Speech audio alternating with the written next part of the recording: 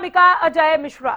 सैनी सरकार ने हरियाणा के विकास और रोजगार को लेकर कई ऐतिहासिक फैसलों पर मुहर लगा दी है। कैबिनेट बैठक में मेक इन हरियाणा औद्योगिक नीति 2026 को हरी झंडी मिल गई, जिसके तहत स्थानीय युवाओं के रोजगार की प्रोत्साहन राशि में भारी इजाफा किया गया। साथ ही अग्निवीरों और वीरांगनाओं के लिए भी सरकार ने बड़ा ऐलान किया। पीजीटी अभ्यर्थियों को बड़ी राहत देने के साथ साथ पेंशनर्स और अनधिकृत कॉलोनियों के लिए भी अहम फैसले लिए गए और इन्हीं ऐतिहासिक फैसलों से जुड़ी हमारी एक खास रिपोर्ट देखिए।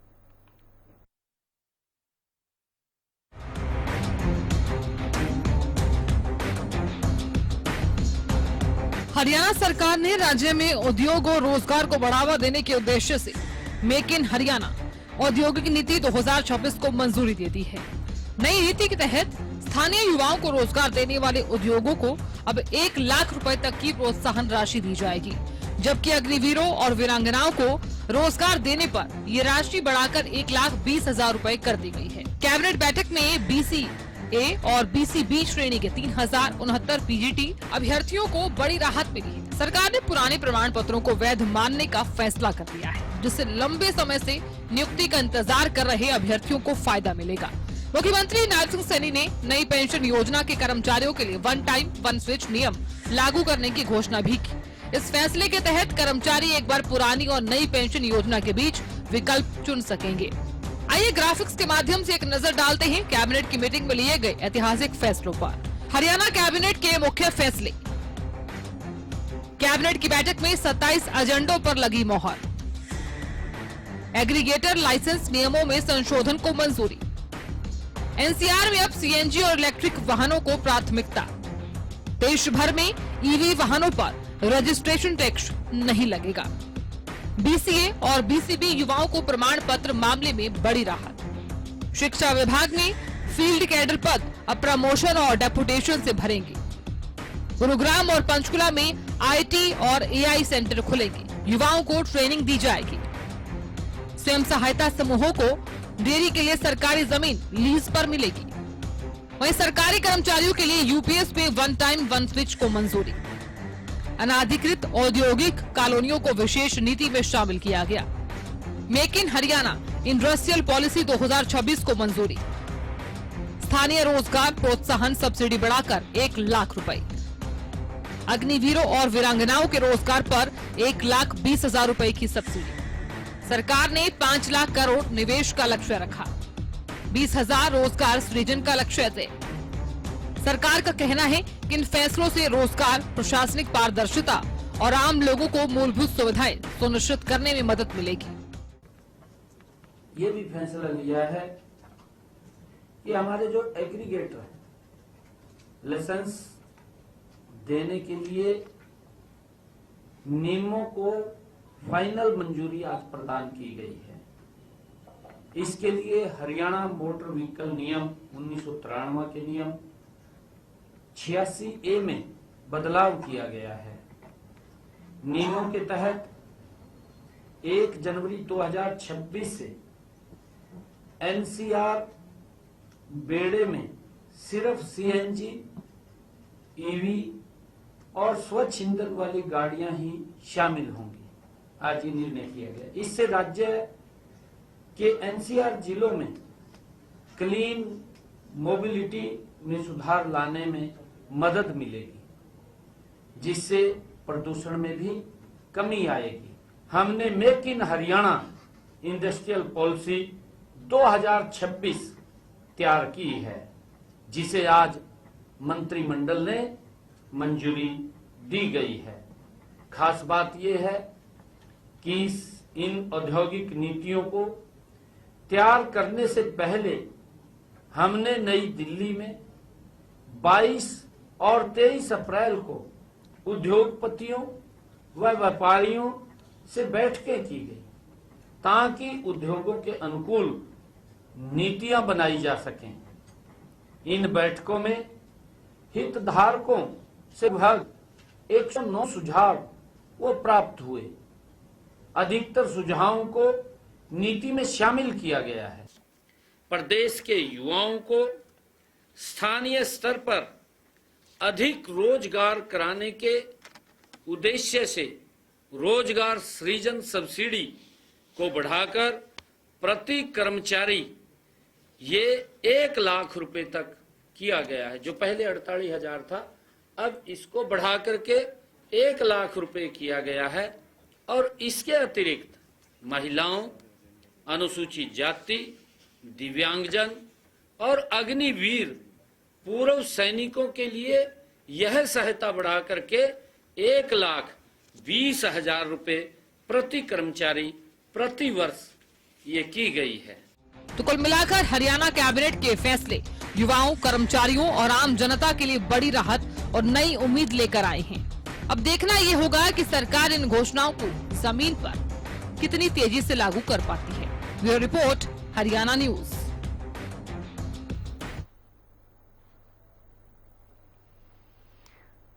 तो 27 ऐतिहासिक फैसलों पर मुहर लगा कैबिनेट की मीटिंग में इसे हाथों हाथ ले रहे हैं लोग, या किस तरह से इसे देख रहे हैं? जमीनी स्तर पर इसे कब तक लागू किया जाएगा? ये तमाम सवाल सभी के जहन में हैं। आइए पैनल से मिलते हैं और फिर इस पर चर्चा को आगे बढ़ाते हैं। संदीप आजाद है हमारे साथ, प्रवक्ता बीजेपी, हमारे साथ सुखबीर जे तंवर, प्रवक्ता कांग्रेस है। आप दोनों का स्वागत। ओंकार सिंह, प्रवक्ता इनेलो है, मैं आपका भी स्वागत करती हूँ। राजेंद्र जौदौन वरिष्ठ पत्रकार के तौर पर मौजूद हैं। जौदौन साहब, मैं आपका भी स्वागत करती हूँ। क्या कुछ रहा कैबिनेट के बड़े फैसलों में, वो कांग्रेस ने भी देखा होगा। तंवर साहब, 27 अहम फैसलों पर मुहर लगी है, कांग्रेस इसे किस तरह से देखती है? अनामिका जी, आपको, आपके दर्शकों को, पैनल पर उपस्थित साथियों को सादर शुभ संध्या। देखिए, विगत 11.5 वर्ष में भारतीय जनता पार्टी की सरकार घोषणाओं की सरकार है। घोषणाओं के क्रियान्वयन पे सुनने बटे सन्नाटा है। हर कैबिनेट मीटिंग के बाद उसको ऐतिहासिक बताना एक रिवाज बन गया है। लेकिन जनता को क्या मिला, आपके माध्यम से प्रदेश की जनता और देश की जनता को बताना चाहता हूं। निरंतर बढ़ती हुई बेरोजगारी, लगभग प्रतियोगी परीक्षाओं के पेपर लीक, प्रदेश के युवाओं पर सितम और बाहरियों पर करम, रोजगार के नाम पर युद्धग्रस्त देशों में भेजना, अमेरिका जिसमें अनेक युवा हथकड़ी और बेड़ियों में जकड़ के आना अपमानजनक तरीके से। इसके अलावा जो बीसीए और बीसीबी के प्रमाण पत्रों की मान्यता को जय जयकार कराने का विषय है, ये जय जयकार का नहीं अपितु सरकार की प्रशासनिक विफलता का प्रत्यक्ष उदाहरण है। और अगर जो अभ्यर्थी थे उनका आंदोलन नहीं होता और उसको भारतीय राष्ट्रीय कांग्रेस समर्थन नहीं देती, तो आज युवाओं का जो भविष्य था भारतीय जनता पार्टी की सरकार ने अंधकार में लटका रखा था। भाजपा पहले भ्रम देती है और फिर रात का ढोंग करती है। आपको एक प्रत्यक्ष प्रमाण बताता हूं। 2024 के विधानसभा की अधिसूचना होने से कुछ क्षण पूर्व 5500 हरियाणा पुलिस की भर्ती निकाली थी, और जैसे ही चुनाव खत्म हुए, सरकार बनी और जो चुनावी लाभ उस भर्ती के नाम पे लिया जाना था वो लेकर सरकार बनने के तुरंत बाद उस भर्ती को हरियाणा सरकार ने रद्द कर दिया। और उसके बाद कभी कुछ 2 साल के करीब का समय हो गया, उस मामले में ऐसा कोई धरातल पे कार्य नहीं हुआ। और जिस प्रकार से प्रदेश में आज कानून व्यवस्था के हाल है, जो सुरक्षा पे सवाल है, वो आपसे छिपे हुए नहीं है। किस प्रकार दिन दिहाड़े गोलियां चल रही हैं, उस प्रकार के उसमें हरियाणा पुलिस जैसे महत्वपूर्ण विभाग की भर्तियों को रोक के टरका देना निश्चित तौर पे सरकार के दिवालियेपन का एक प्रत्यक्ष प्रमाण है। इसके अलावा जो 5 लाख करोड़ के निवेश का दावा करते हैं, देखिए, इससे पहले आपके माध्यम से पूछना चाहता हूं कि पिछले निवेश और घोषणाओं पे क्या हुआ, उसका लेखा जोखा भी सरकार को देनी चाहिए। लेकिन जिस तरह से विदेशी निवेश के नाम पे विदेश यात्राएं सरकार में निरंतर चल रही हैं और उनके ऊपर कितना क्रियान्वयन हुआ और उस पर कितना निवेश आया, वो कभी सरकार ने तथ्यों के साथ नहीं बताया। और हरियाणा से औद्योगिक पलायन आपसे छिपा हुआ नहीं है। गुड़गांव, मानेसर और फरीदाबाद में हजारों एमएसएमई बंद हुए हैं। और आपके माध्यम से कहना चाहूंगा, जो निजी क्षेत्र में 75% आरक्षण का झुंझुना हरियाणा प्रदेश के युवाओं को इस सरकार ने दिया था, वो झुंझुना बजने से पहले किस प्रकार से टूटा है, वो मेरे कहने की आवश्यकता नहीं। इसके अलावा जो मेक इन हरियाणा की बात करते हैं, मैं कहूंगा मेक इन हरियाणा नहीं, टैक्स इन हरियाणा ये सारा व्यवस्था हो चुकी है। और एनओसी में जिस प्रकार से औद्योगिक विकास के लिए जो एनओसी का विषय है उसमें किस प्रकार से निरंतर भ्रष्टाचार है, वो निरंतर उस प्रकार की सारी शिकायतें उसमें आती रहती है। आज ग्रामीण अर्थव्यवस्था पे भी जिस तरह से बात हुई, देखिए मनरेगा इन्होंने समाप्त किया, किसान की आय करनी थी दुगनी, 2016 में माननीय प्रधानमंत्री जी का वायदा था, लेकिन आज 2026 आ गया, सुनने बटे सन्नाटा है। और उसका जो किसान पे निरंतर कर्ज बढ़ रहा है, जिस प्रकार से वो केसीसी की अदायगी नहीं कर पाता है, वो सब रिकॉर्ड की बात है। और फसल बीमा का जो विषय जिसमें निरंतर पैसा काट लिया जाता है और बीमा के नाम पर प्राइवेट कंपनियां किस प्रकार से किसानों को लूटने के दावे निरस्त कर रही हैं, वो भी आपके सामने की बात है। इसके अलावा विगत के 11.5 वर्ष में निरंतर खाद की कमी और कालाबाजारी है हर मौसम में, ये सारे ऐसे विषय हैं। और जिस तरह से सिंचाई पर बिजली की निरंतर कमी रहती है जब सीजन होता है, ये सारे ऐसे विषय हैं जिनमें सरकार की प्रत्यक्ष विफलता सामने आती है। मैं तो कहता हूँ आपके माध्यम से सरकार नहीं लीजिए, सरकार सारे विषयों पे जो हमने उठाए हैं उन विषयों पे काम करे और इस प्रदेश को दिखाए। ये इधर उधर के कैबिनेट मीटिंग के फैसले करके उनका जो क्रियान्वयन नहीं होता है, जो निष्पादन नहीं होता है, निश्चित तौर से हरियाणा प्रदेश के हितों में नहीं।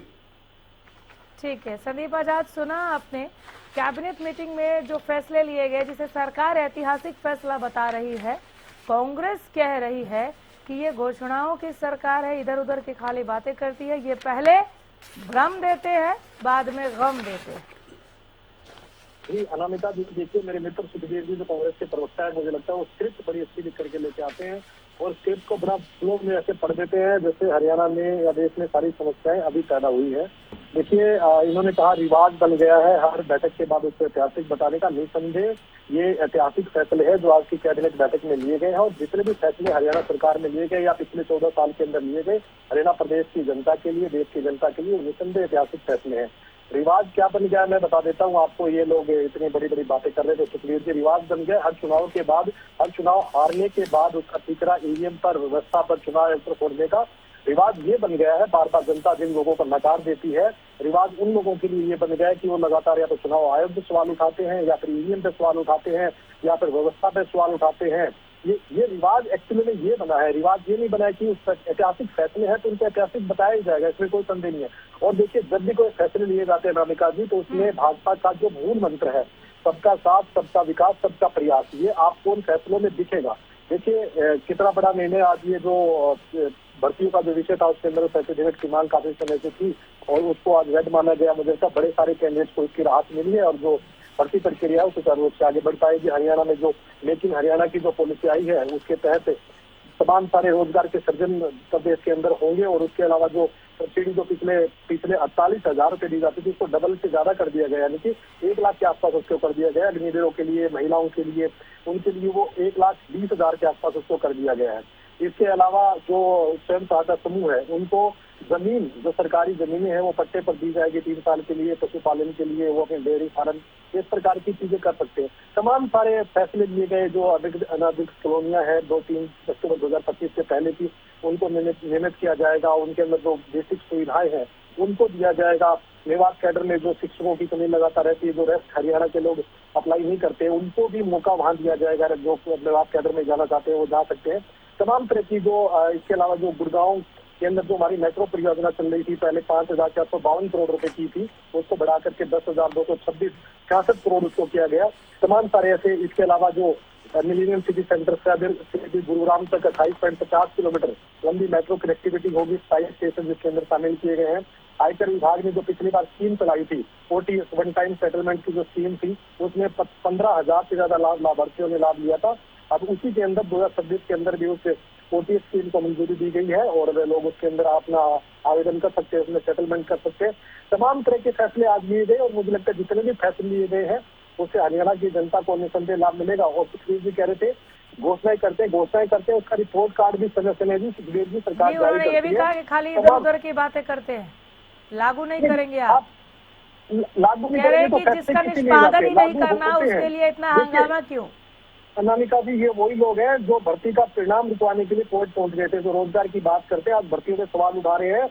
ये वही लोग हैं जब हरियाणा सरकार उन भर्तियों का रिजल्ट जारी करने वाली थी, ये लोग उसको रुकवाने के लिए कोर्ट में पहुंच गए थे। और माननीय मुख्यमंत्री जी ने वादा किया था कि जब वो शपथ लेंगे और कार्यभार ग्रहण करेंगे उससे पहले उस 18,000 की भर्तियों का रिजल्ट निकालेंगे। उन्होंने अपने वादे को निभाया था। ये लोग हरियाणा के युवाओं को रोजगार देने के लिए ये हर भर्ती को लेकर के कोर्ट में चैलेंज करते हैं। ये भर्तियों को गैंग चला रहे हैं प्रदेश के आपने अंदर। कहा था, ये करते हैं। हाँ, ये आपने अपनी करते बात हैं। शुरू करते हुए कहा था सबका साथ सबका विकास वाले लोग हैं हम।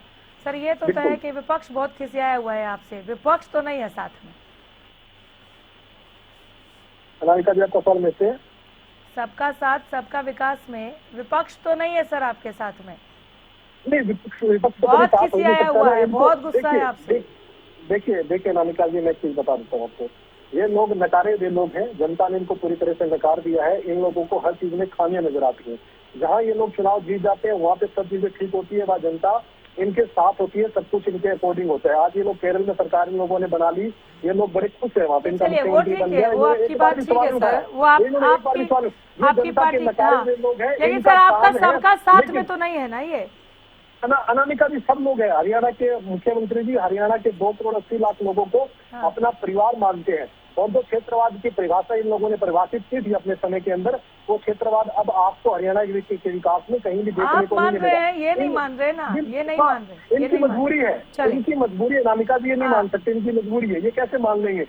ये सबक विपक्ष की भूमिका निभा नहीं रहे हैं। इनको हर चीज में खामियां नजर आती है। अगर आज माननीय प्रधानमंत्री जी ने एक वैश्विक संकट के समय कुछ उम्मीद की देश की जनता से, उन्होंने कहा कि हम इन चीजों के बारे में सोच सकते हैं। उन्होंने सिर्फ उम्मीद की है कि हम, इन्होंने एक अपील की है, लेकिन ये उस चीज का भी गलत मतलब निकालने पे लगे, एक गलत नैरेटिव देश के अंदर सेट करने पे लगे हैं। लेकिन देश की जनता समझदार है। विपक्ष का जो नैरेटिव है वो कभी देश में चलने वाला नहीं है, क्योंकि लोग देश के साथ भी कभी नहीं खड़े होते, प्रदेश के साथ भी नहीं खड़े होते, अच्छे फैसलों में भी साथ नहीं होते। इनको हर चीज में कमियां दिखती है और ये कभी भी अच्छे फैसलों में भी ये साथ नहीं खड़े होते। इनके देखिए लोग हर भर्ती को लेकर के, हर सिस्टम चीजों को लेकर के कोर्ट में पहुंचते हैं, इनके लोग हैं वो। मैंने कहा चुनाव से पहले आपने देखा होगा, ये लोग रोजगार की बात करते, नौकरियों की बात करते, ये लोग कोर्ट में रिजल्ट जितवाने के लिए पहुंच गए थे। इससे ज्यादा शर्मनाक बात और क्या सकती है? जब युवाओं को रोजगार मिल रहा था और युवाओं को नौकरी देने की बात सरकार कर रही थी, ये लोग उस भर्ती का रिजल्ट तक जितवाने के लिए कोर्ट में पहुंचे थे। आज ये जनता की हिमायती बन गए। इसलिए जनता ने, सोनालिका जी, इसीलिए जनता ने 3 बार से 15 साल सत्ता से बेदखल कर रखा है। भविष्य में कोई उम्मीद इनको दूर दूर तक नजर नहीं आ रही है। ये पूरी तरह से ठीक है सर, इनेलो की ओर रुख करूंगे। ओंकार सिंह है हमारे साथ। सिंह साहब, जिन 27 फैसलों पे मुहर लगी है, इनेलो की आधिकारिक प्रतिक्रिया, इनेलो भी उसे ऐतिहासिक मानती है? अनामिका जी, जी, पहले तो ये बता दें कि अभी तक जितनी कैबिनेट मीटिंग हुई है, जितनी घोषणाएं करी हैं, उनमें से कौन कौन सी लागू करी? ऐतिहासिक तो हर बार हो जाता है इनका तो सीधा सा फार्मूला है, सबका साथ लेके सबका सत्यानाश करना। बारी सबकी नोट आएगी। कीजिएगा। अब बारी किसकी आई है? अब बारी आई है स्वर्णकारों की, और स्वर्णकार के पास काम करने वाले कारीगरों की। मोदी जी ने तो छोटी सी बात कह दी कि 1 वर्ष तक सोना ना खरीदना। 50 लाख से अधिक परिवार सोना कारीगरियों के हैं और 1 करोड़ से अधिक उनके कारीगर हैं। इन्होंने तो एक बात कह के छुटकारा ले लिया। जाके किसी सोना व्यापारी से या उसके कारीगर से पूछिए आज किन परिस्थितियों में गुजर रहे हैं वो। आपने तो कह दिया सोना 1 वर्ष तक ना ये सवाल खरीदना। हो गया सर, आपने पूछा, अब लेकिन इसका जवाब भी हम लेंगे, बिल्कुल वो देंगे। और इसके साथ में साथ आ ही- जाइए, वापस आइए कैबिनेट मीटिंग पे। चलिए, कैबिनेट मीटिंग में मेरे को ये बता दें कि इस मीटिंग में ऐसा कौन सा फैसला है जिससे बेरोजगार युवाओं को रोजगार मिल सकता है? कोई एक फैसला इस मीटिंग में ऐसा कोई फैसला लिया गया? अभी नीट का एग्जाम कैंसिल हुआ, रद्द हुआ नीट का एग्जाम। 22 लाख युवा प्रभावित हुए देश के अंदर, 22 लाख। मोदी जी ने तो कह दिया तेल और पेट्रोल का खर्च कम करो, एनर्जी के बारे में विशेष ध्यान रखो, एनर्जी लॉकडाउन लगाओ। लेकिन जो 22 लाख बच्चे जिनके पेपर रद्द हुए हैं वो दोबारा पेपर देने जाएंगे सेंटरों में, 22 लाख, उनके साथ उनके माता पिता भी जाएंगे। और ये नहीं कि अंबाला है तो अंबाले का सेंटर अंबाला ही बनेगा, अंबाले का सेंटर पानीपत भी बनेगा, पानीपत का फरीदाबाद बनेगा।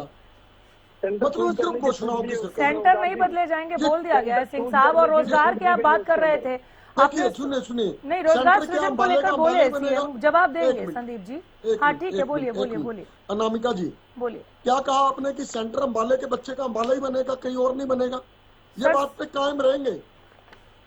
सर, सेंटर नहीं बदले जाएंगे, इसे लेकर केंद्रीय शिक्षा मंत्री ने अपनी बात रखी है। नहीं नहीं नहीं नहीं नहीं, संदीप जी, गलत बोल रही हूं मैं? मैं ये पूछना चाहता हूँ, क्या अम्बाला का रहने वाला बच्चा अम्बाला में ही पेपर देगा कि उसका कहीं और सेंटर बनेगा? सर, जो सेंटर पेपर छूट रद्द भी हुआ करनी है, थी, जो छूट दी सेंटर गई थे है। वही सेंटर रहेंगे, छूट ये करनी कहा थी। हाँ गया। वो वही रहे। सुनिए ठीक है, सुनिए, हाँ। इसका मतलब हाँ। इसका मतलब अगर अम्बाला के बच्चे का, ठीक है। देखिए इनको चुप मैं कराइए, फिर इनको चुप नहीं नहीं, कराइए, बिल्कुल इनको चुप बाहर कराऊंगी, और मेरी आपसे भी गुजारिश है, विषयांतर ना होइए। आपने ये मुद्दा भी उठाया, चलिए, इससे पहले भी आप चलिए, विषयांतर हुए, सुनिए, कोई बात नहीं। सुनिए, अभी भी सुनिए, वापस सुनिए। आ जाइए कैबिनेट मीटिंग पर। मैं वापिस आ अब रहा हूँ, आप कैबिनेट मीटिंग हाँ, में आ रहा हूँ। अगर हम एक हफ्ता क्या- पहले वाली बात करेंगे तो नहीं होगा ना सर, थोड़ा थोड़ा नहीं, रखिए चलिए, उसको, मैं छोटा बस रखिए, छोटा एक रखिए। शंका दूर करना चाहता हूँ। हाँ। क्या अगर पहले अम्बाले के बच्चे का पानीपत सेंटर बना तो अब भी पानीपत ही बनेगा? ये मतलब है ना, चेंज नहीं होगा। ओंकार जी, ओंकार जी, मैं जवाब दे देता देखिए हूँ बीच आपको। में ना ओंकार जी, बोलिए जवाब प्लीज, सुन बीच में ना लीजिए। बोलिए, बीच में ना बोलिए प्लीज। ठीक मैं है, आपका आपके बारे सवाल में ले नहीं लिया बोल उन्होंने, रहा। आप कैबिनेट मीटिंग पे आ जाइए। सुनिए, हाँ। आज कैबिनेट मीटिंग हुई, हाँ। मीटिंग में मेरे को ये तो बता दे कि कौन सा फैसला जनता के हित में आया। अच्छा। ठीक है, हाँ। एनसीआर क्षेत्र में ईवी इलेक्ट्रॉनिक व्हीकल चलेंगे, अच्छी बात है, मैं तो कह रहा हूँ पूरे हरियाणा में चले, क्यों ना चले। लेकिन इलेक्ट्रॉनिक व्हीकल पे जो एक्साइज ड्यूटी ली जाती है, 150% एक्साइज ड्यूटी ली जाती है, वो किस लिए ले रही है सरकार? जब आप किसी चीज को प्रमोट करना चाहते हो।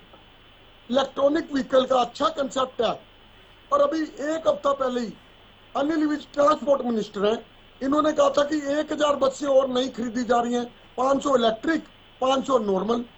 अब इनसे ये पूछा जाए कि 500 इलेक्ट्रिक तो समझ आती है, 500 नॉर्मल बसें किस लिए खरीदोगे भाई? एक तरफ तो तुम कह रहे हो इलेक्ट्रिक व्हीकल, फिर इलेक्ट्रिक व्हीकल में एक्साइज ड्यूटी खत्म की जाए, और इलेक्ट्रिक व्हीकल के ऊपर जो टोल टैक्स है वो किस लिए लगता है? क्या इलेक्ट्रिक व्हीकल पोल्यूशन फैला रहा है? इलेक्ट्रिक व्हीकल के ऊपर रजिस्ट्रेशन फीस क्यों लगती है?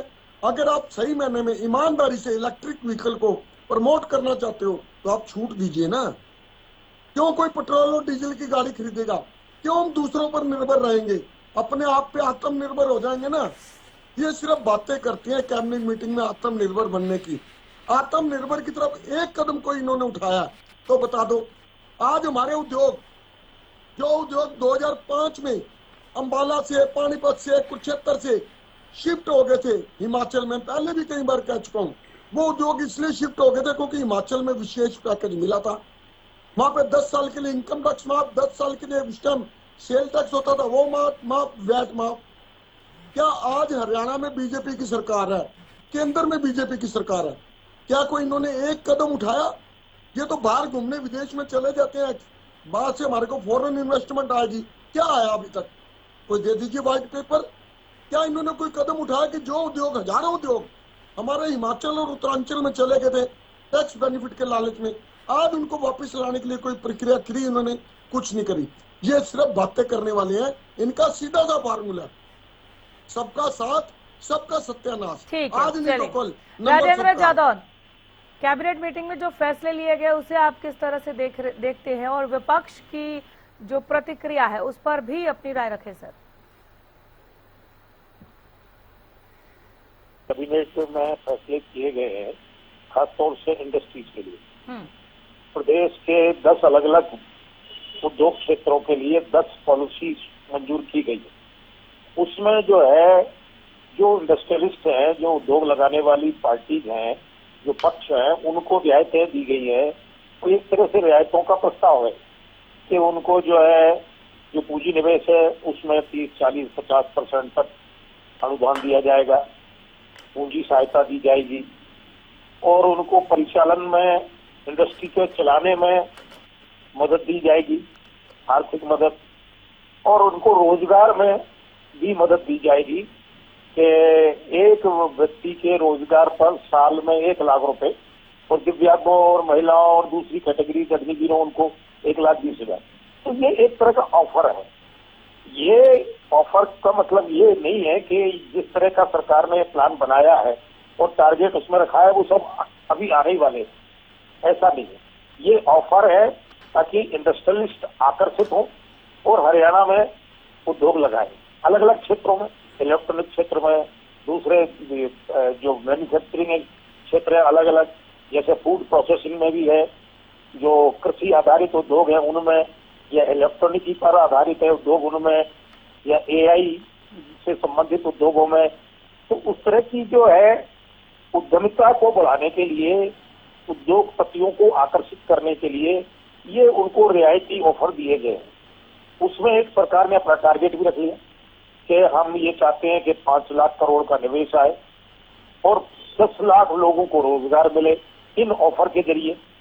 ऑफर बड़े विस्तार से है और वो 10 पॉलिसी है अलग अलग क्षेत्र के लिए, लेकिन मोटा उसमें यही है कि वो पूंजी निवेश में रियायत देंगे, अनुदान देंगे और वो चलाने में भी सहायता देंगे और रोजगार नियुक्तियां दी जाएंगी। प्रति एम्प्लॉय, प्रति कर्मचारी वो सालाना 1 लाख रुपए, 1,20,000 रुपए की मदद देंगे। ठीक है। तो ये इसका पूरा जो है निष्कर्ष है और अलग अलग क्षेत्रों के लिए अलग है, लेकिन वो एक तरह से आइडेंटिकल है, मतलब एक समान उनका प्रारूप है, एक तरह की शर्तें हैं या रियायतें हैं उसमें। लेकिन अब ये है कि इसकी समयबद्धता क्या है, वो कितने समय में ये नीति अमल में आ पाएगी, कितने उद्यमी आ पाएंगे, तो टारगेट है, पता नहीं आए नहीं आए। कई बार क्या होता है कि निवेशक सम्मेलन करवाती सरकार और उसमें कई निवेशकों को बुलाया जाता है और उनसे एमओयू साइन कर लिए जाते हैं कि हम इतना निवेश करेंगे, मेमोरेंडम ऑफ अंडरस्टैंडिंग, समझौता ज्ञापन, कि भाई ये उद्यमी आएगा, ये प्रोडक्शन होगा इसका, इस प्रोडक्शन के लिए, ये इस प्रोडक्ट के लिए ये कितना निवेश करेगा, सरकार ये जमीन देगी, वो देगी, ये प्रपोजल पे साइन हो जाते हैं। लेकिन कोई जरूरी नहीं है कि वो सब आई जाए, वो मेटेरियलाइज वो एक इनिशियल स्टेज पर, एक प्रारंभिक स्थिति में होते हैं कि भाई इंडस्ट्रियलिस्ट ने आपके साथ एक समझौता कर लिया और वो जो है वादा करता है कि वो आएगा, लेकिन कई बार नहीं भी आते। तो ये देखने की बात है और ये कितने समय में सरकार ने ये जो नीतियां लेके आई है, ये 2020 में एक उद्यम एंटरप्रेन्योर नीति लेकर आई थी सरकार, उसको समाप्त करके उसकी जगह इसको लेके आया गया है। और उस समय जो है क्लासिफिकेशन था उद्योगों के क्षेत्रों के लिए ABCD, उनको हटा के उन्होंने अब कोर ग्रुप और प्राइम ग्रुप, सब प्राइम और इस तरह से 4 नए ग्रुप बना दिए, नए क्षेत्र बना दिए और उसके हिसाब से ही उनको अनुदान वगैरह और मदद दी जाएगी। अलग अलग क्षेत्रों में अलग अलग प्राथमिकताएं होंगी, मदद की जो स्तर है वो भी अलग अलग होगा। तो ये प्रमुख जो आज बड़ा फैसला हुआ है वो तो ये है। दूसरा ये कि व्यापारियों को कुछ रियायत दी गई है, व्यापारियों को रियायत ये दी गई है कि GST लागू होने से पहले जो पहले के कर अधिनियम थे उनके तहत जो व्यापारियों का बकाया चल रहा था सरकार के लिए, सरकार को देना था जो व्यापारियों को और बकाया चल रहा था, उसको एक मुफ्त निपटान में उन्होंने रियायतें दी है कि अलग अलग अमाउंट पर अलग अलग जो है, जो मूल पूंजी है, जो मूल देय है, राशि है, उसमें कुछ छूट मिलेगी, ब्याज माफ होगा, इस तरह से उन्होंने अलग अलग अमाउंट पर अलग अलग रियायतें दी।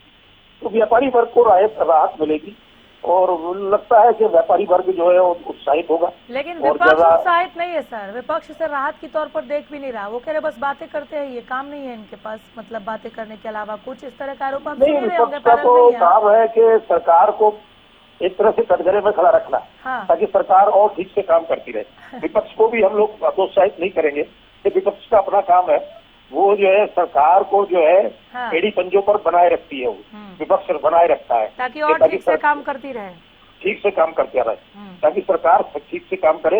ये काम विपक्ष का है और ठीक है, उनको करने दो। लेकिन सवाल ये है कि सरकार को भी इसमें कोई टाइम बाउंड क्या है, कोई अगर टाइम का भी कोई खाता हो इसमें तो ज्यादा ठीक है। और वो जो है इसको ये टाइम बाउंड वाला पॉइंट लिख लीजिएगा संदीप जी। जब क्रियान्वयन को लेकर, इन घोषणाओं के निष्पादन को लेकर सवाल उठे तो टाइम बाउंड का अगर किसी पॉइंट पर भी आप लोग कुछ बोले तो थोड़ा समझ में आता है कि धरातल पर कब लागू कर देंगे। लिख लीजिएगा, आ रही हूँ। जादव जी पूरा कीजिए। हाँ, तो अब ये है और भी उन्होंने जो है जो इस तरह से फार्मिंग एक्टिविटीज है उनको बढ़ावा देने के लिए, जैसे ये डेयरी फार्म खोलने के लिए जो पंचायतों की सामला देय जमीन होती है उसको सरकार ने मंजूरी दे दी कि पट्टे पर देंगे। उससे लगता है कि डेयरी फार्मिंग जो की गतिविधियां हैं वो बूस्ट होगी, उनको बढ़ावा मिलेगा। तो सरकार का तो ये जो पॉलिसी डिसीजन डिसीजंस हैं वो पॉजिटिव है, लेकिन सवाल अब यही है कि वो जो है धरातल पर कितने समय में उतरते हैं। विपक्ष अगर इसको लेकर कोई सवाल खड़ा करता है तो ठीक है, वो सभी करेंगे। कोई दूसरा कोई समालोचक है वो भी इस पर चर्चा पे ये क्वेश्चन मार्क लगाएगा कि आखिर में इसकी समयबद्धता क्या होगी। पिछली जो नीतियां थी उन्होंने क्या नतीजा दिया। अब सरकार तो ये कहती है 10-11 साल में इन्होंने कुल रोजगार, जिसमें प्राइवेट और सरकारी सब मिला के है, कोई 1.5-2 लाख दिए हैं रोजगार। तो अब ये 5 लाख कितने समय में आ पाएंगे।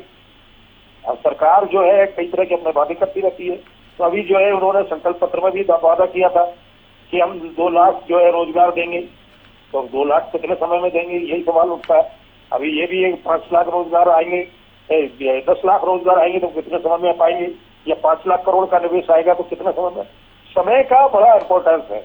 अब एक अनलिमिटेड समय के लिए तो कहते हैं कि 55 साल में कांग्रेस ने जितना करवा दिया तो इतने रोजगार दे दिए, वो दे दिए, तो 55 साल की बात नहीं होगी। बात नहीं, पॉइंट है। संदीप जी टाइम बाउंड पे कुछ बोलेंगे? हाँ जी अनामिका जी, देखिए जब भी कैबिनेट की मीटिंग में कोई भी एजेंडा आता है या उससे कोई विषय रखा जाता है तो मुझे लगता है कि वो एकदम से आया और उसको रख दिया गया। हाँ। उससे पहले से वर्किंग स्टार्ट हो जाती है कि ये एजेंडे मीटिंग के अंदर आने, उनसे पहले से काम शुरू हो जाता है। हाँ। वो सारे एजेंडे विभिन्न विभागों से आते हैं, मंत्रिमंडल में पहले मीटिंग में सारे मुख्यमंत्री जी का पहुंचे कि इन विषयों को रखा जाना है। जैसे ही कैबिनेट की मीटिंग में उन विषयों पे मोहर लगती है, तुरंत विभाग उन पे अमल करना शुरू कर देता है, तुरंत उनके ऊपर काम करना शुरू कर देता है। और देखिए ये लोग कहते हैं कि ये धरातल पे भी उतरती है चीजें या नहीं, धरातल पे उतरती है। आपको उसका परिणाम आप देखते हैं। धरातल पे ऐसा नहीं, धरातल पे सारी चीजें, जितने फैसले हमारी सरकारों में लिए जाते हैं वो सिर्फ कागजों तक सीमित नहीं होते हैं, वो सिर्फ घोषणा तक सीमित नहीं होते हैं। और हम कभी घोषणा ही नहीं करते हैं, हमारा संकल्प होता है, हमारा संकल्प पत्र होता है। हम जो भी घोषणाएं जो भी विषय आए हैं वो हमारे संकल्प है, उनके संकल्पों को पूरा करने के लिए पूरी तरह से हमारी सरकार प्रतिबद्ध है।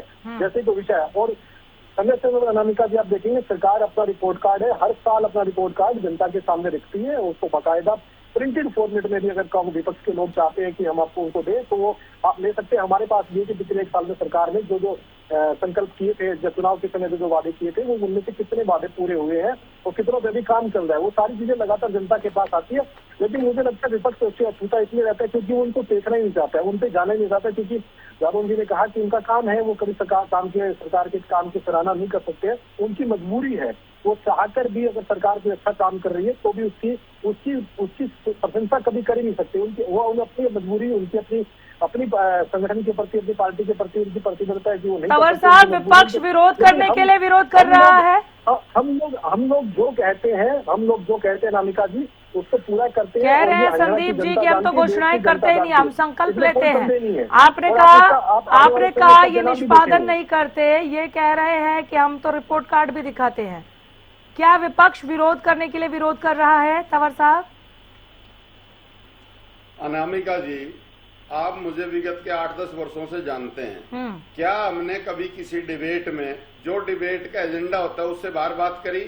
हम जब तैयारी के साथ, तर्क के साथ, साक्ष्यों के साथ बात करते हैं, फिर भारतीय जनता पार्टी के प्रवक्ताओं के रिवाज बन गया है कि सुखबीर तंवर तो ये करते हैं और वो करते हैं, इनके पास जवाब नहीं होता। अब मैंने ये नहीं कहा, मैंने स्क्रिप्ट लिख करके लेके आते हैं। अरे रुक जाओ ना, बहस नहीं। अनामिका जी रोकिए, बोलिए। वो चुप है, बोलिए।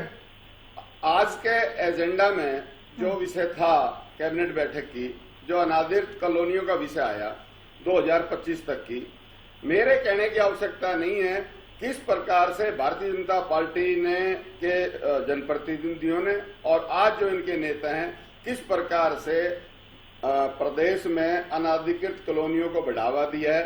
और उसका प्रमाण ये है, जो ये संकल्प की बात करते हैं, हरियाणा विकास शहरी विकास प्राधिकरण के सेक्टर नहीं बनाए जाने 11.5 वर्ष में। इससे ज्यादा दुर्दशा क्या होगी शहरों की? इसके अलावा जो प्रॉपर्टी का ये बहुत महत्वपूर्ण विषय है, औद्योगिक कॉलोनियों की बात है, आप उसको बात तो सुन लो, संकल्प की बात करो ना, ज्यादा बोलने से कुछ बदल थोड़ा जाएगा। सुन लीजिए, अगर मेरे तथ्य गलत हो तो रोक देना।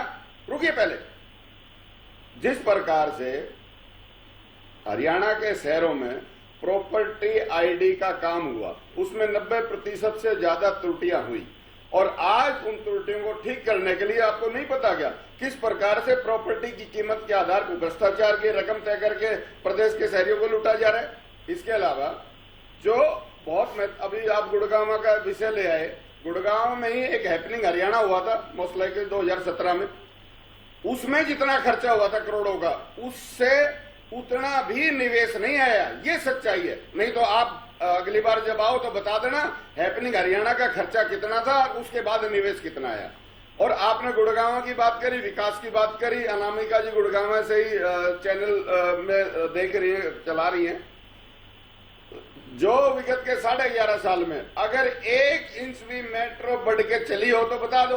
ये विफलता नहीं, वो संकल्प टूटने की कहानी है ना ये। और हरियाणा के और भारत के और विश्व के प्रमुख शहर में जो हरियाणा परिवहन निगम का बस अड्डा है और जो अस्पताल है वो इनके 100 मीटर की दूरी पे अनामिका जी से, उसको तोड़ के पार्किंग बनाया हुआ है। ये आपके संकल्प हैं। इसके अलावा जितने भी जो नए रोड बनाए, जो फ्लाईओवर बनाए, अनामिका जी हर 2 महीने में 3 महीने में क्या सूरज और चांद के दर्शन उन फ्लाईओवर से नहीं हो रहे? ये कौन सा संकल्प है? क्या भ्रष्टाचार का मॉडल नहीं? इसके अलावा निरंतर गुड़गांव की बात करूंगा, जिस तरह से हर वर्षा ऋतु में जो जल भराव होता है और ये नाव चलना तो सामान्य हो गया, वो भूल गया 2016 का जाम। उसके बाद आज तक भी कोई शिक्षा नहीं ली और किस प्रकार से गुड़गांव जैसे सबसे ज्यादा राजस्व देने वाले जिले को किस तरह से बर्बाद आपने किया है। लेकिन आप अपनी विफलताएं स्वीकारेंगे नहीं।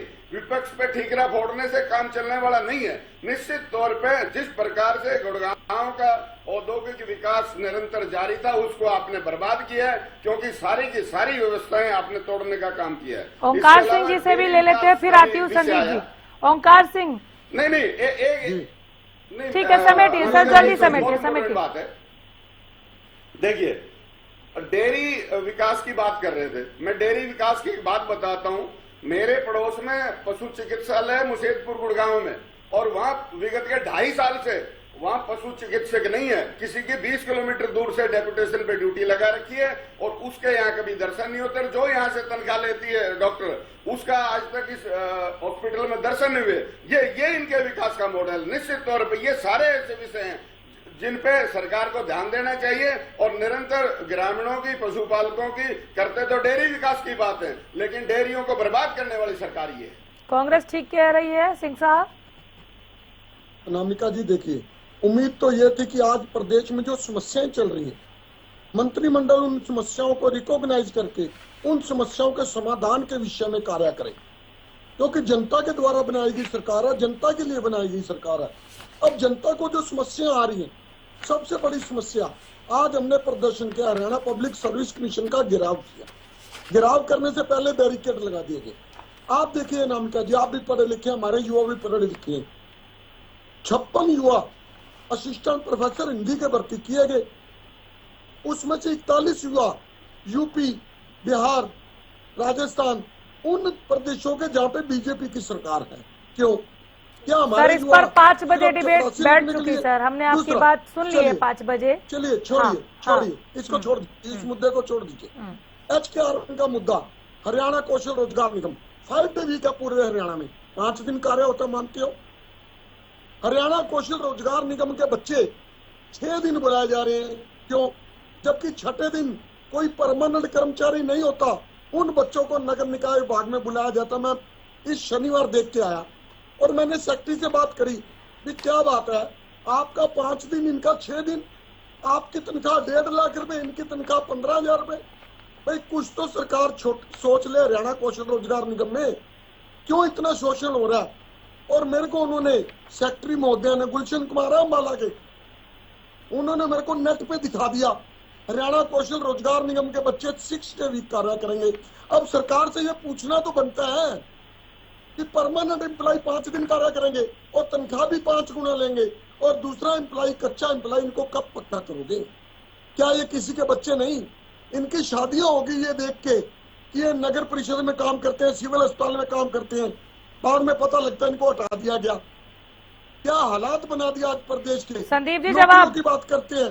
संदीप जी जवाब, दोनों को जवाब दे दीजिए। एक बात खत्म करूंगा। हाँ, जल्दी। 1 मिनट। देखिए, अवैध कॉलोनियां पिछले 12 वर्षों में सारे बीजेपी के मंत्री विधायकों ने काटी। हम फिर भी कहते हैं, अब तक जो अवैध कॉलोनियां कट गई उनको आप रेगुलर क्यों नहीं करते?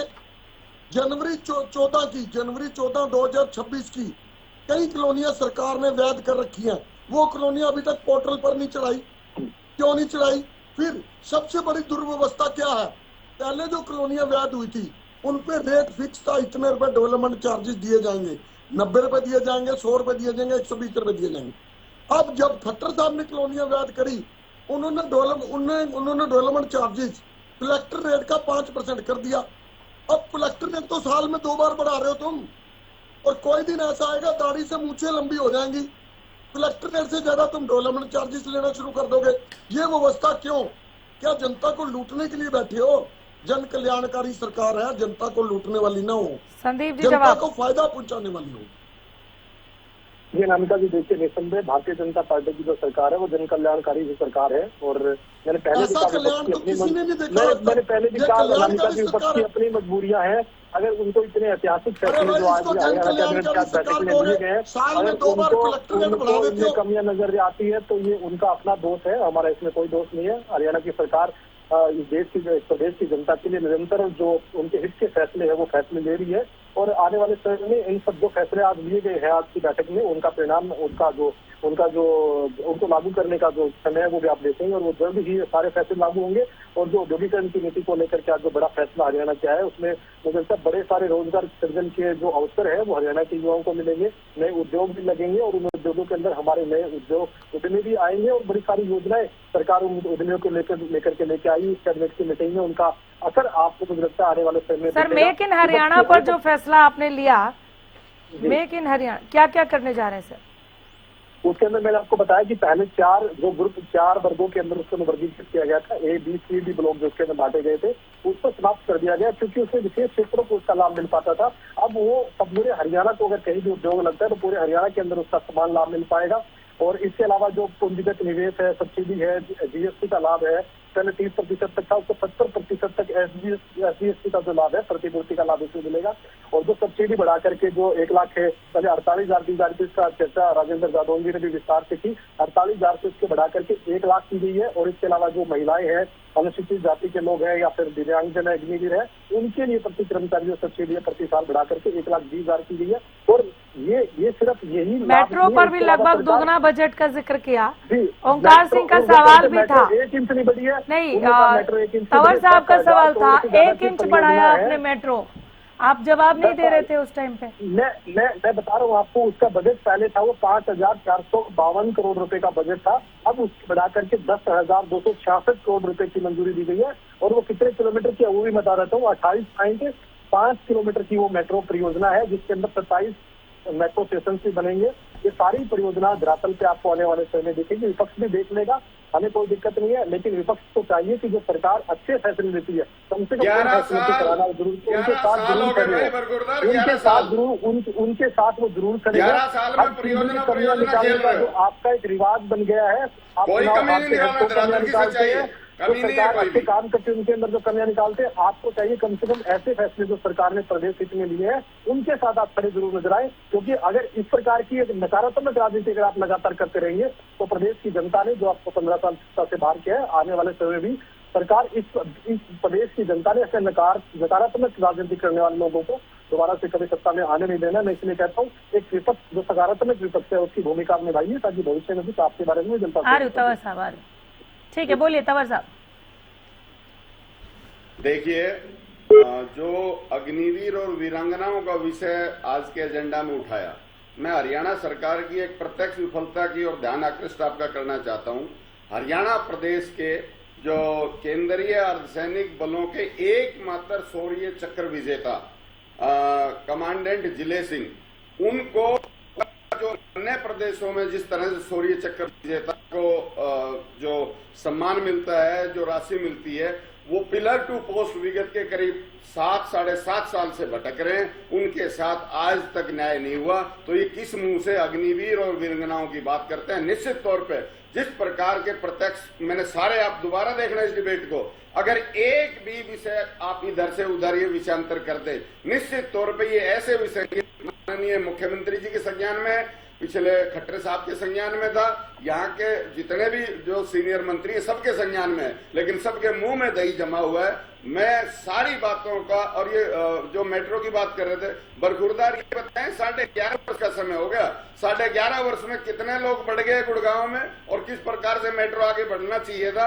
आप कुंडली मार के सारे विषयों पे बैठ गए। क्या गुड़गांव में अब ये परियोजना, आप परियोजना खेल रहे हैं, हर चीज को परियोजना में कर देते हैं। अस्पताल का आप डीपीआर नहीं ला पाए, आप मेट्रो का डीपीआर नहीं ला पाए इतने लंबे समय में।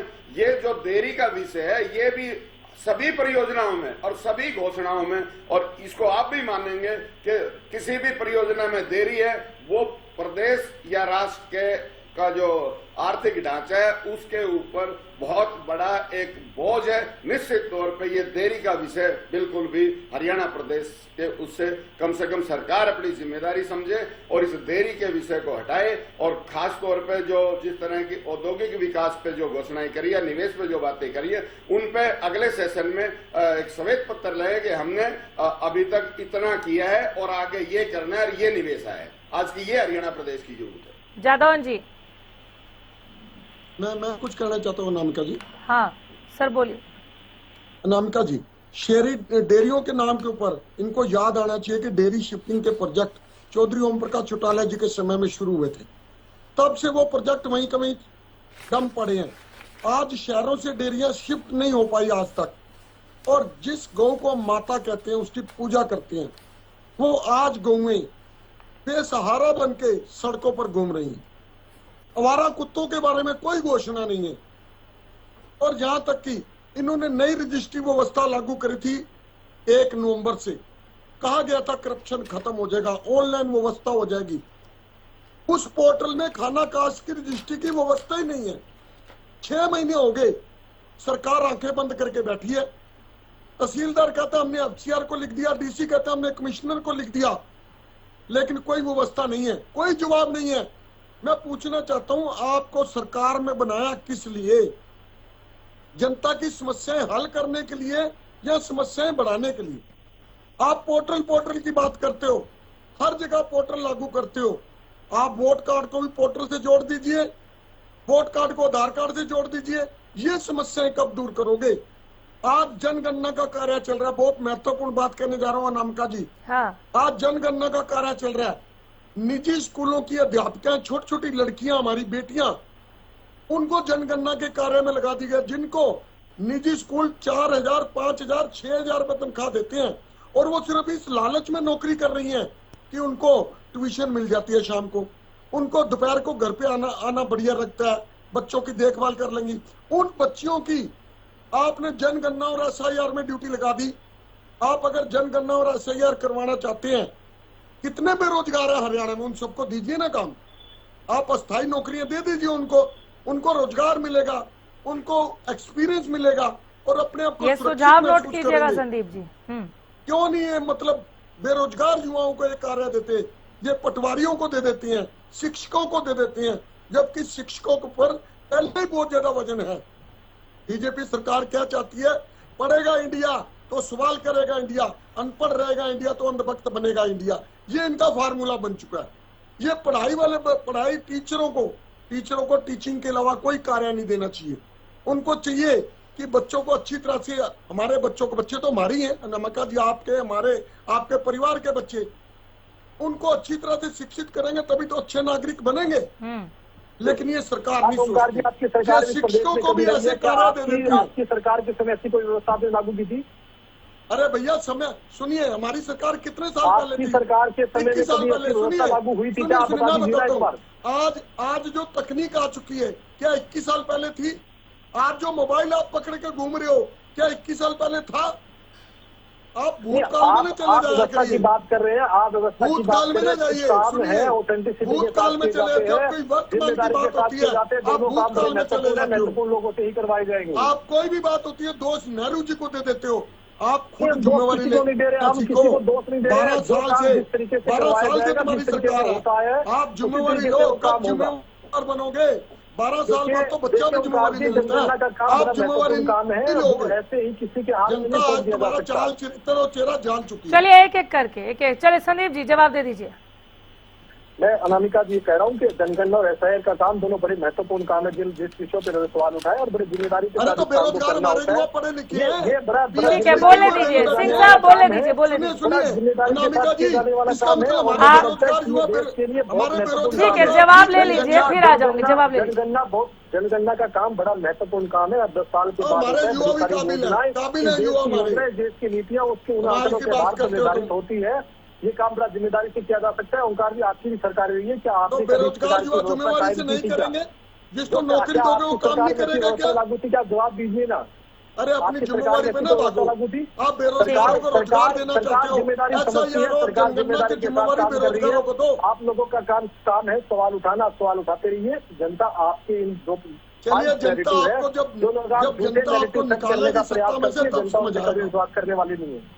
ठीक है, राजेंद्र जी हाँ जी, सुन रहे थे सर आप ये हाँ राजनीतिक जी। बयानबाजी वार पलटवार ही है या वाकई जो 27 फैसले जिन पर मंजूरी मिली है, मुहर लगी है, उन पर गौर फरमाना चाहिए और देखना चाहिए कि क्या कुछ लेकर आई है सरकार। और इसके निष्पादन को लेकर जो सवाल उठ रहे हैं, विपक्ष जो लगातार तीखे सवाल पूछ रहा है कि पहले जो आपने अनाउंस किए थे वो पूरे किए क्या, तो इस पर भरोसा कैसे करें, इस पर क्या कहेंगे? देखिए, सारा मामला जो है, आप जो प्लान लेके आए वो तो ठीक है, वो पढ़ने में सुनने में अच्छा लगता है, लेकिन टाइम बाउंड उसको किया जाए, समय बहुत महत्वपूर्ण है। भारतीय जनता पार्टी जब जो है 2010 के बाद 2005 के बाद भारतीय जनता पार्टी ने जो राजनीति शुरू की, उसमें सबसे बड़ा सवाल उन्होंने यूपीए सरकार पर ये खड़ा किया था कि ये बहुत धीमी गति से इन्होंने विकास किया। जो देश जो भारत से पहले या बाद में आजाद हुए वो आगे निकल गए। जो ब्रिटिश गवर्नमेंट से जिनको आजादी मिली, जिनको बाद में आजादी मिली, वो आगे निकल गए प्रोग्रेस में। और ये कांग्रेस का शासन और भारत की जो सरकारें हैं, उन्होंने बहुत धीरे से विकास, बहुत धीमी गति से विकास किया और देश जो है बहुत पीछे। तो उन्होंने कहा कि जी हम आएंगे पावर में तो हम उस देश को आगे बढ़ाएंगे।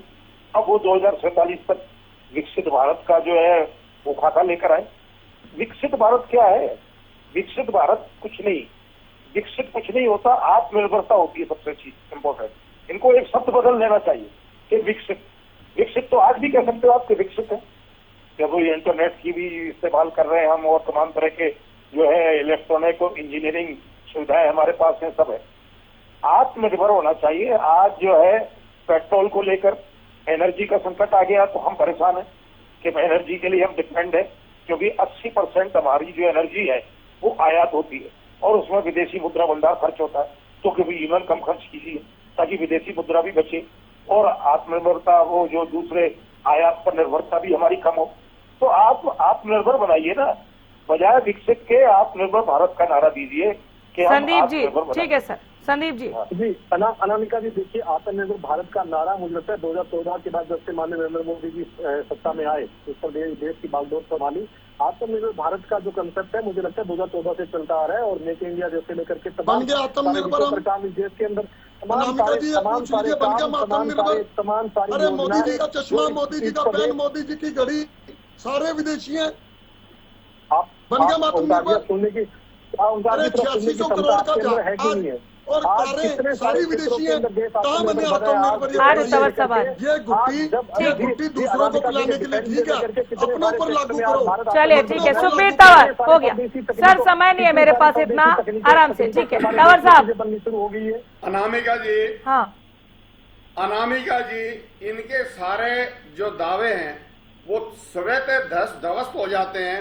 2014 में जो भारतीय रुपए है उसकी शॉर्ट में, क्या शॉर्ट कीमत थी और आज क्या कीमत है, और माननीय प्रधानमंत्री जी उस वक्त क्या कहते थे कि भारतीय रुपए की कीमत जैसे कम होगी उसी तरह से प्रधानमंत्री की इज्जत कम होगी। शायद वो इस बात को भूल चुके हैं। इन बात का कोई औचित्य ना। आज भारत का जो रुपया कमजोर हुआ है, गिरती हुई अर्थव्यवस्था जो चलिए ठीक है, चलिए की बात ठीक करते है, थे, ठीक है। आज संदीप अफगानिस्तान जी, के नीचे हम संदीप पहुंच जी, गए हैं। इनको 10 सेकेंड के अंदर 27 अहम फैसलों को आप लोगों ने मंजूरी दी है, विपक्ष क्वेश्चन कर रहा है कब तक पूरा करेंगे? 10 सेकंड। अनामिका जी देखिए, आज की जो कैबिनेट बैठक है माननीय मुख्यमंत्री जी के नेतृत्व में जो बैठक हुई, उसमें जितने भी फैसले लिए गए वो हरियाणा के लिए बड़े ऐतिहासिक फैसले हैं। चाहे वो औद्योगिकरण को लेकर के हो, चाहे वो स्वरोजगार को लेकर के हो, चाहे वो डेवलपमेंट के विषय उसके अंदर शामिल किए गए। कब तक पूरा करेंगे?